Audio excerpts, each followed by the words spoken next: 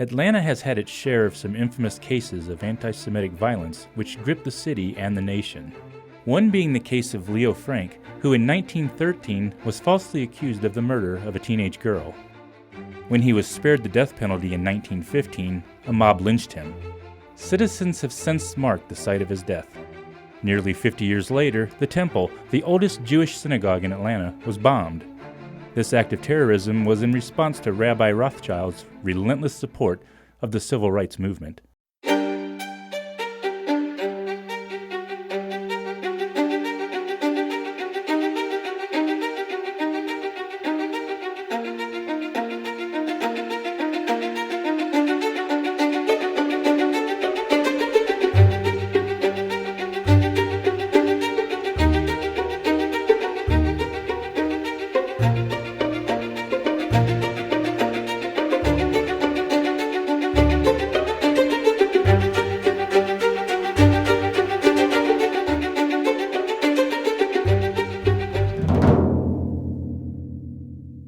Atlanta has been referred to as the city too busy to hate.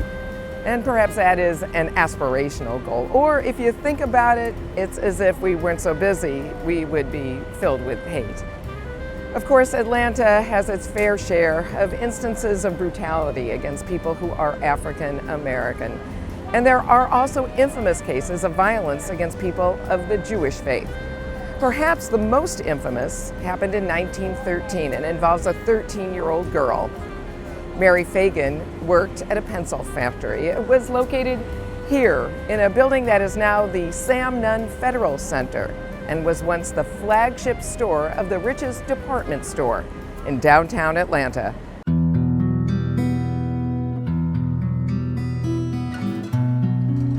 This is the site of the memorial to Leo Frank in Marietta, Georgia, some 20 miles outside of downtown Atlanta.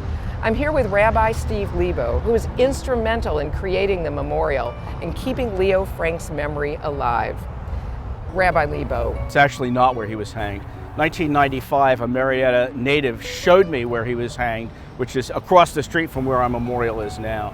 It was a small office building, and I guess it was sort of the secret that was known all over town, because I approached the owner of the building. I said, can I do a little memorial service? It was the 80th anniversary of the yahrzeit of Leo Frank, and that was the first time that a plaque went up on that little office building in 1995. And so what is there now? So the state, in its brilliance, the Georgia Department of Transportation, decided to build a superhighway over the site of the Leo Frank lynching. How poetic it must be, right, to cover over something that's shameful and terrible. So I understand that there is an annual commemoration of Leo Frank's death here at this site. Yeah, that's true. For the Jews, birthdays were never as important as the date of someone's death. It's called in Judaism the yahrzeit, the anniversary of someone's passing. Because Leo Frank has no living relatives, he didn't have any children. There's no one to say those memorial prayers for him. And so as a Jewish community, and oftentimes other allies, join with us every August to make that memorial prayer for Leo Frank, who was a terrible victim of a terrible lynching in 1915.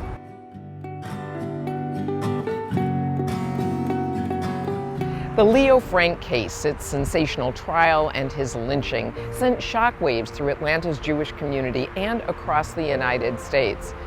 Nearly a half century later, the bombing of this building, the temple, Atlanta's oldest Jewish worship community, may have put some of those fears to rest. Ironically, in the rubble lay the building blocks of progress. To hear more about the temple bombing, we're speaking with Rabbi Peter Berg. Early morning, October 12, 1958, there was a massive explosion. People heard it all over the city. So temple members who were here back then still talk about, didn't matter where they lived in the city, they heard a massive explosion.